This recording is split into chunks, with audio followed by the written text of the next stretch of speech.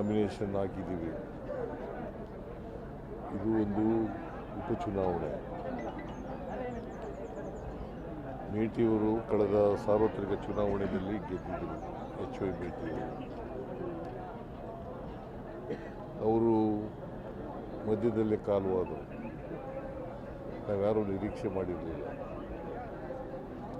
ಅವರು ಕಾಲುವಾಗ್ತಾರೆ, ಉಪಚುನಾವಣೆ ಬರ್ತದೆ ಅಂತೇಳಿ ನಿರೀಕ್ಷೆ ಮಾಡಿರಲಿಲ್ಲ. ಆದರೆ ಉಪಚುನಾವಣೆ ಅನಿವಾರ್ಯವಾಗಿ ಬಂದಿದೆ. ಆ ಸ್ಥಾನ ಭರ್ತಿ ಮಾಡಲಿಕ್ಕೆ ಅವರ ಕುಟುಂಬದವರೇ ಆದಂಥ ಉಮೇಶ್ ಮೇಟಿಯವರನ್ನು ಅಭ್ಯರ್ಥಿಯನ್ನಾಗಿ ಮಾಡಿದರು.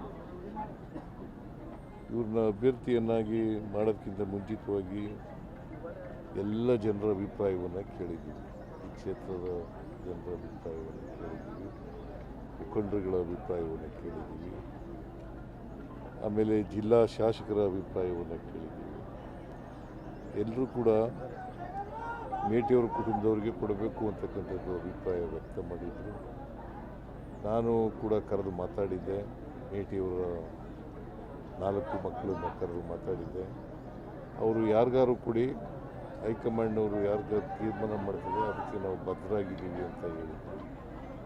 ಹಾಗಾಗಿ ಉಮೇಶ್ ಮೇಟಿಯವರನ್ನು ಕ್ಯಾಂಡಿಡೇಟ್ ಮಾಡಿದ್ದೀವಿ. ಈಗಾಗಲೇ DK ಶಿವಕುಮಾರ್ ಅವರು ಪ್ರಸ್ತಾಪ ಮಾಡಿದ್ದಾರೆ. ನಾವು ನುಡಿದಂತೆ ನಡೀತಕ್ಕಂಥ ಸರ್ಕಾರ. ಏನು ಮಾತು ಜನರಿಗೆ ಕೊಟ್ಟಿದ್ದೀವಿ ಆ ಮಾತುಗಳನ್ನು ಉಳಿಸ್ಕೊಳ್ತಕ್ಕಂಥ ಕೆಲಸವನ್ನು ಮಾಡ್ತೀವಿ. ಈಗಾಗಲೇ ಮಾಡಿದ್ದೀವಿ. ಹಿಂದೆ 2013ರಿಂದ 2018ರವರೆಗಿರುವಾಗಲೂ ಮಾಡಿದ್ದೀವಿ. ಈಗಲೂ 3 ವರ್ಷ ಆಗ್ತಾ ಇದೆ ನಮ್ಮ ಸರ್ಕಾರ ಬಂದು. 2023 ಮೇ 20ನೇ ತಾರೀಕು ಅಧಿಕಾರಕ್ಕೆ ಬಂದು ಅವತ್ತಿನಿಂದ ಇವತ್ತಿನವರೆಗೂ ಅನೇಕ ಕಾರ್ಯಕ್ರಮಗಳನ್ನು ಕೊಟ್ಟಿದ್ದೀವಿ. ಜೊತೆಗೆ ಒಂದೇ ವರ್ಷದಲ್ಲಿ ನಾವು ಏನು ಚುನಾವಣಾ ಸಂದರ್ಭದಲ್ಲಿ ಏನು ಹೇಳಿದ್ದು ಗ್ಯಾರಂಟಿ ಯೋಜನೆಗಳು, 5 ಗ್ಯಾರಂಟಿ ಯೋಜನೆಗಳು, ಅವನ್ನೆಲ್ಲನೂ ಕೂಡ ಜಾರಿ ಮಾಡಿದ್ವಿ. ಒಂದೇ ವರ್ಷದಲ್ಲಿ ಜಾರಿ ಮಾಡಿದ್ವಿ. ಅದಕ್ಕೆ ಸುಮಾರು 1,21,000 ಕೋಟಿಗೂ ಹೆಚ್ಚು ಖರ್ಚು ಮಾಡಿದ್ವಿ. 1 ಲಕ್ಷಕ್ಕೂ ಫೆಬ್ರವರಿವರೆಗೆ 1,21,000 ಕೋಟಿಗೂ ಹೆಚ್ಚು ಖರ್ಚು ಮಾಡಿದ್ದೀವಿ. ಪ್ರತಿ ವರ್ಷ 51,000 52,000 ಖರ್ಚು ಮಾಡ್ತಾಯಿದ್ವಿ. BJP ಅವರು ಹೇಳ್ತಾ ಇದ್ರು ನೀವು ಖರ್ಚು ಮಾಡೋಕ್ಕಾಗಲ್ಲ ಅಂತ ಹೇಳ್ತಾ ಇದ್ವಿ. ಆದರೂ ಮಾಡಿದ್ದೀವಿ. ಇವತ್ತು ಎಲ್ಲರೂ ಇಡೀ ರಾಜ್ಯದ ಜನ ಖುಷಿಯಿಂದ ಇದ್ದಾರೆ. ಅದಕ್ಕೋಸ್ಕರನೇ ಕೆಲವು ತಿಂಗಳ ಹಿಂದೆ ಬೈ ಎಲೆಕ್ಷನ್ ನಡೀತು ರಾಜ್ಯದಲ್ಲಿ. ಚನ್ನಪಟ್ಟಣ, ಶಿಗ್ಗಾಂವ್ ಮತ್ತು ಸಂಡೂರು 3 ಕಡೆ ನಾವು ಗೆಲ್ಲಿಲ್ವ. ಆಗಲೂ BJP ಅವರು ನಾವು ಗೆಲ್ಲದೇ ಇಲ್ಲ ಅಂತ ಅಪಪ್ರಚಾರ ಮಾಡಿದ್ರು, ಸುಳ್ಳು ಹೇಳಿದ್ರು. ಗೆಲ್ಲಿಲ್ವ, ಅದು ದೊಡ್ಡ ಅಂತರದಿಂದ ಗೆದ್ದಿದ್ದೀವಿ. ಸೊ ಅದರಿಂದ BJP ಅವರು ಅವ್ರ ಕೆಲಸ ಏನಪ್ಪ ಅಂತಂದರೆ ಹಿಂದುತ್ವ ಮಾಡ್ತಕ್ಕಂಥದ್ದು ಬಿಟ್ಟರೆ ಬೇರೆ ಏನೂ ಕೆಲಸ ಇಲ್ಲ. ಅವ್ರ ಅಧಿಕಾರದಲ್ಲಿದ್ದಾಗ ಏನೂ ಕೆಲಸ ಮಾಡಲಿಲ್ಲ. ಈಗ ಅಪ್ಪರ್ ಕೃಷ್ಣ 3ನೇ ಹಂತ ಮಾಡಿದ್ರ ಏನು ಮಾಡಲಿಲ್ಲ. 4 ವರ್ಷ ಅಧಿಕಾರದಲ್ಲಿದ್ದರು, ಏನು ಮಾಡಲಿಲ್ಲ. ಈಗ ನಾವು ತೀರ್ಮಾನ ಮಾಡಿದ್ದೀವಿ, ಕನ್ಸೆಂಟ್ ಅವಾರ್ಡ್ ಮಾಡಬೇಕು ಅಂತ ತೀರ್ಮಾನ ಮಾಡಿದ್ದೀವಿ. ಕನ್ಸೆಂಟ್ ಅವಾರ್ಡ್ ಮೂಲಕ ತರಿ ಜಮೀನಿಗೆ ಅಂದರೆ ನೀರಾವರಿ ಜಮೀನಿಗೆ 40 ಲಕ್ಷ ರೂಪಾಯಿ, ಖುಷ್ಕಿ ಜಮೀನಿಗೆ 30 ಲಕ್ಷ ರೂಪಾಯಿ ಕೊಡಬೇಕು ಅಂತ ತೀರ್ಮಾನ ಮಾಡಿದ್ದೀವಿ. ಬಜೆಟ್ನಲ್ಲಿ ದುಡ್ಡು ಕೂಡ ಇಟ್ಟಿದ್ದೀವಿ. ಈ ವರ್ಷದಿಂದ ಈಗಾಗಲೇ ಪ್ರಾರಂಭ ಆಗಿದೆ. ಮೊನ್ನೆ ಇಲ್ಲಿ ಮೆಡಿಕಲ್ ಕಾಲೇಜಿಗೆ ಶಂಕುಸ್ಥಾಪನೆ ಮಾಡೋಕ್ಕೆ ಬಂದಿದ್ದಾಗ ಚಾಲನೆ ಮಾಡಿದ್ದೀವಿ. ಬಾಗಲಕೋಟೆಯಲ್ಲೇ ಚಾಲನೆ ಮಾಡಿದ್ದೀವಿ. ಅದರಿಂದ ನಾವು ಏನು ಹೇಳ್ತೀವಿ ಅದನ್ನು ಮಾಡೇ ಮಾಡ್ತೀವಿ. ಈಗ 3-4 ವರ್ಷದಲ್ಲಿ ಎಲ್ಲ ಪರಿಹಾರವನ್ನು ಜಮೀನುಗಳು ಮುಳುಗಡೆ ಆಗ್ತವಲ್ಲ ಆ ಜಮೀನು ಕಾಲುವೆಯಿಂದ ಮುಳುಗಡೆ ಆಗ್ತಾವಲ್ಲ, ಆ ಜಮೀನುಗಳಿಗೆಲ್ಲ ದುಡ್ಡು ಕೊಡ್ತಕ್ಕಂಥ ಕೆಲಸವನ್ನು ಮಾಡ್ತೀವಿ. ಸುಮಾರು 70,000 ಕೋಟಿಗೂ ಹೆಚ್ಚಾಗ್ತದೆ. ಅಷ್ಟು ದುಡ್ಡುಗಳನ್ನು ನಾವು ಕೊಡ್ತೀವಿ, ಅಷ್ಟು ದುಡ್ಡನ್ನು ಕೊಡ್ತೀವಿ. ಪರಿಹಾರವನ್ನು ರೈತರಿಗೆ ಭಾಳ ದಿನಗಳಿಂದ ನೆನಗುದಿ ಬಿದ್ದಿತ್ತಲ್ಲ, ಆ ಪರಿಹಾರವನ್ನೆಲ್ಲ ಮತ್ತು ಒಂದೇ ಹಂತದಲ್ಲಿ ಕೊಡಬೇಕು ಅಂತ ತೀರ್ಮಾನ ಮಾಡಿದ್ವಿ. ಜೊತೆಗೆ ಮೇಟಿಯವರ ಕನಸು, HY ಮೇಟಿಯವರ ಕನಸು, ಬಾಗಲಕೋಟೆಯಲ್ಲಿ ಒಂದು ಸರ್ಕಾರಿ ಮೆಡಿಕಲ್ ಕಾಲೇಜ್ ಆಗಬೇಕು ಅಂತಕ್ಕಂಥದ್ದು ಭಾಳ ಆಸೆ ಇಟ್ಕೊಂಡಿದ್ರು ಅವರು. ನಾವು ಅನೇಕ ಕಾರಣಗಳಿಂದ ಅವರು ಬದುಕಿರುವಾಗ ಮಾಡಲಿಲ್ಲ. ಈ ವರ್ಷ ಘೋಷಣೆ ಮಾಡಿದ್ದೆ, ನಾನು ಬಜೆಟ್ನಲ್ಲಿ ಘೋಷಣೆ ಮಾಡಿದ್ದೆ. ಅವರ ಒತ್ತಾಯದ ಮೇಲೇ ಘೋಷಣೆ ಮಾಡಿದ್ದದು. ಬಾಗಲಕೋಟೆಗೆ ಮೆಡಿಕಲ್ ಕಾಲೇಜ್ ಆಗಲೇಬೇಕು, ಸರ್ಕಾರಿ ಮೆಡಿಕಲ್ ಕಾಲೇಜ್ ಆಗಲೇಬೇಕು ಅಂತ ಹೇಳಿದರು. ಆಸ್ಪತ್ರೆ ಆಗಬೇಕು, ಮೆಡಿಕಲ್ ಕಾಲೇಜ್ ಆಗಬೇಕು ಅಂತ ಹೇಳಿದರು. ಅವರ ಒತ್ತಾಯದ ಮೇರೆಗೆ ಮಾಡಿದ್ದು. ಆದರೆ ಶಂಕುಸ್ಥಾಪನೆ ಮಾಡುವಾಗ ಅವರು ಇರಲಿಲ್ಲ. ಅದು ಭಾಳ ನೋವಿನ ಸಂಗತಿ. ಅವರು ಇದ್ದಿದ್ರೆ ಖುಷಿ ಪಡ್ತಾ ಇದ್ದರು. ನಾನು ಯಾಕೆ ಈ ಮಾತನ್ನು ಹೇಳ್ತಾ ಇದ್ದೀನಿ ಅಂತಂದರೆ, 2016-17 ಮೆಡಿಕಲ್ ಕಾಲೇಜು ಘೋಷಣೆ ಆಯಿತು. 2016-17 ಆಗಲೂ ಕೂಡ ಮೆಡಿಕಲ್ ಕಾಲೇಜ್ ಘೋಷಣೆ ಆಗಬೇಕಾದ್ರೆ ಮೇಟಿಯವರೇ ಕಾರಣಕರ್ತರು. ಮತ್ತು ಈ ವರ್ಷ ಘೋಷಣೆ ಆಗಬೇಕಾದ್ರೂ ಕೂಡ ಮೇಟಿಯವರೇ ಕಾರಣಕರ್ತರು. ಅದು ಮೆಡಿಕಲ್ ಕಾಲೇಜು ನಾವು ಯಾಕೆ ಮಾಡಿದೆವು ಅಂತಂತಂದರೆ, ಹಳ್ಳಿಗಾಡಿನ ಮಕ್ಕಳು ಕೂಡ ವೈದ್ಯರುಗಳಾಗಬೇಕು. ಸಿಟಿಯವರು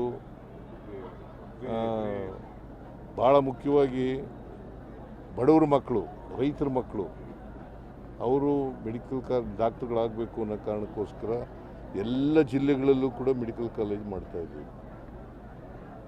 ಹಾಗೂ ಬಾಗಲಕೋಟೆಯಲ್ಲೂ ಕೂಡ ಮಾಡಿದ್ದೀವಿ. ಬಡವರ ಹಾಸ್ಪಿಟ್ಲ್ ಕೂಡ ಯಾಕೆ ಅಂತ, ಹಾಸ್ಪಿಟ್ಲ್ ಯಾಕೆ ಮಾಡ್ತಾರೆ, ಸೇವೆ ಸಿಗಬೇಕು, ಆರೋಗ್ಯ ಸೇವೆ ಸಿಗಬೇಕು, ಬಡವ್ರಿಗೂ ಸಿಗಬೇಕು. ಬರೀ ಶ್ರೀಮಂತರು ಸಿಕ್ಕಿದ್ರೆ ಸಾಲದು, ಬಡವ್ರಿಗೂ ಸಿಗಬೇಕು ಅನ್ನೋ ಕಾರಣಕ್ಕೋಸ್ಕರವಾಗಿ ನಾವು ಮಾಡಿದ್ದೀವಿ. ಸೊ ಅನೇಕ ಅಭಿವೃದ್ಧಿ ಕೆಲಸಗಳನ್ನು ಮಾಡಿದ್ದೀವಿ. ನಾವು ಅನೇಕ ಅಭಿವೃದ್ಧಿ ಕೆಲಸಗಳನ್ನು ಮಾಡಿದ್ದೀವಿ. ಮೇಟಿಯವರು ಯಾವಾಗಲೂ ಕೂಡ ನಾನು ಭೇಟಿ ಮಾಡಿದಾಗ ಬಡವರ ಬಗ್ಗೆ, ದಲಿತರ ಬಗ್ಗೆ, ಹಿಂದುಳಿದವ್ರ ಬಗ್ಗೆ, ಅಲ್ಪಸಂಖ್ಯಾತರ ಬಗ್ಗೆ, ಮಹಿಳೆಯರ ಬಗ್ಗೆ, ಕಾರ್ಮಿಕರ ಬಗ್ಗೆ, ರೈತರ ಬಗ್ಗೆ ಮಾತಾಡ್ತಾ ಇದ್ದರು ಹೊರತು ಬೇರೆ ಮಾತಾಡ್ತಾ ಇದ್ದರು. ಈ ನವನಗರ ಕೂಡ ಅವರೇ MLA ಆಗಿದ್ದರು. ಅವರು ಕೂಡ ಕಾರಣಕರ್ತರು ಅಂತಕ್ಕಂಥ ಮಾತುಗಳನ್ನು ಈ ಸಂದರ್ಭದಲ್ಲಿ ಹೇಳ್ತೇವೆ. ಮತ್ತು ಈ ಚುನಾವಣೆ ಇದೆಯಲ್ಲ, ಜನ ನಮ್ಮನ್ನು, ಉಮೇಶ್ ಮೇಟಿಯವರನ್ನು ಕೈ ಹಿಡಿತಾರೆ ಅಂತಕ್ಕಂಥ ವಿಶ್ವಾಸ ಇದೆ, ನಂಬಿಕೆ ಇದೆ. 100ಕ್ಕೆ 100 ಉಮೇಶ್ ಮೇಟಿಯವರು ಗೆದ್ದೇ ಗೆಲ್ತಾರೆ ಅಂತಕ್ಕಂಥ. BJPಯವರು ಏನಾರ ಹೇಳ್ಕೊಳ್ಳಿ, ಯಾಕೆಂತಂದರೆ ಅವರು ಅಪಪ್ರಚಾರಕ್ಕೆಲ್ಲ ಜನ ಮನ್ನಣೆ ಕೊಡಲ್ಲ ಅಂತಕ್ಕಂಥದ್ದು ಈಗಾಗಲೇ ಸಾಬೀತಾಗಿದೆ. ಅದರಿಂದ ಅವರು ಏನು ಹೇಳಿದ್ರು ಕೂಡ ಸುಳ್ಳು ಹೇಳೋದು. ಅವ್ರ ಜಾಯಮಾನ ಏನಪ್ಪ ಅಂತಂದರೆ ಸುಳ್ಳು ಹೇಳೋದು. ಅವ್ರ ಮನೆ ದೇವರೇ ಸುಳ್ಳು, BJPಯವ್ರ ಮನೆ ದೇವರೇ ಸುಳ್ಳು. ಅದರಿಂದ ಸುಳ್ಳು ಹೇಳ್ತಾರೆ, ಸುಳ್ಳು ಅಪಪ್ರಚಾರ ಮಾಡ್ತಾರೆ. ಜನಗಳಿಗೆ ಗೊತ್ತಾಗಿದೆ ಅವ್ರು ಸುಳ್ಳು ಹೇಳ್ತಾರೆ ಅಂತಕ್ಕಂಥದ್ದು, ಜನಗಳಿಗೆ ಗೊತ್ತಾಗಿದೆ. ಅದರಿಂದ ಅವರು ನಮ್ಮ ನೀತಿ ಏನಪ್ಪ ಅಂತಂದರೆ, ಸಾಮಾನ್ಯವಾಗಿ ಯಾರು ಶಾಸಕರಾಗಿದ್ದರು ಅವ್ರು ಸತ್ತೋದ್ರೆ, ಅವ್ರ ಕಾಲವಾದರೆ ಅವ್ರ ಮನೆಯವರಿಗೆ ಕೊಡಬೇಕು ಅಂತಕ್ಕಂಥದ್ದು ಇಲ್ಲೂ ಕೂಡ ಅವ್ರ ಮನೆಯವರಿಗೆ ಕೊಟ್ಟಿದ್ದೀವಿ. ದಾವಣಗೆರೆಯಲ್ಲೂ ಕೂಡ ಕೊಟ್ಟಿದ್ದೀವಿ. ಸೊ ಎರಡೂ ಕಡೆ ನಾವು ಗೆಲ್ತೀವಿ. ಸರಿ, ವಯಸ್ಸು ಆಗಿಂದ ನಿಧನ ಹೊಂದಿದವ್ರಿಗೆ ಅನುಕಂಪ ಯಾಕೆ ಅಂತ ಎರಡೂ ಕ್ಷೇತ್ರದಲ್ಲಿ ಆಗ್ತಾ ಇದೆ. ಮತ್ತು ಅಲ್ಪಸಂಖ್ಯಾತರು ಕೆಲವೊಂದು ಬಂಡಾಯ ಬರ್ತಾ ಇದೆ, ಅದೆಲ್ಲ ಯಾವ ಥರ ಇದೆ? ಅವ್ರಿಗೆಲ್ಲ ಸಮಾಧಾನ ಮಾಡ್ತೀವಿ. ನಾವು ಅಲ್ಪಸಂಖ್ಯಾತರ ಪರವಾಗಿರ್ತಕ್ಕಂಥವ್ರು, ಅವರಿಗೆ ರಕ್ಷಣೆ ಕೊಡ್ತಕ್ಕಂಥವ್ರು ನಾವು. ಶಿಗ್ಗಾಂವ್ನಲ್ಲಿ ಬಸವರಾಜ ಬೊಮ್ಮಾಯಿ ಅವರ ಮಗನ ಮೇಲೆ ಗೆದ್ದವ್ರು ಯಾರು? ಪಠಾಣ್ ಅಂದರೆ ಯಾರು? ಪೈಲ್ವಾನ್ ಪಠಾಣ್. ಅವರು ಮುಸ್ಲಿಮ್ ಅಲ್ವಾ? ಎಲ್ಲಿ ಕೊಡಬೇಕು ಅದು ಕೊಡ್ತೀವಿ.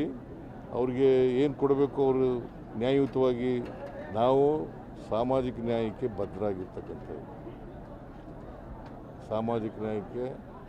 ಬದ್ಧರಾಗಿರ್ತಕ್ಕಂಥವ್ರು. ಅವರಿಗೆ ಸೂಕ್ತ ಸ್ಥಾನಮಾನವನ್ನು ಕೊಡ್ತಕ್ಕಂಥದ್ದು ಕೂಡ ನಾವು ಮಾಡ್ತೇವೆ. ಅದು ಬಿ ಜೆ ಪಿಯವ್ರು ಕೊಡ್ತಾರಾ? ಒಬ್ಬರೇ ಮೇಲೆ ಇದ್ದಾರಾ ಬಿ ಜೆ ಪಿಯವರು? ಬಿ ಜೆ ಪಿನಲ್ಲಿ ಮುಸಲ್ಮಾನರು ಒಬ್ಬರೇ ಮೇಲೆ ಇದ್ದಾರಾ? ನಾವು ಕೊಡ್ತೀವಿ. ನಾವು ಅವ್ರಿಗೆ ಸಮಾಧಾನ. ಯಾರು ಈಗ ಟಿಕೆಟ್ ಕೇಳೋದು ತಪ್ಪು ಅಂತ ಹೇಳಲ್ಲ. ನಾವು ಟಿಕೆಟ್ ಕೇಳಿ ಈಗ ಪೈಲ್ವಾನ್ ಸಾದಿಕ್ ಅನ್ನೋರು ನಿಂತಿದ್ದಾರೆ ಬಾಗಲಕೋಟೆಯಲ್ಲಿ.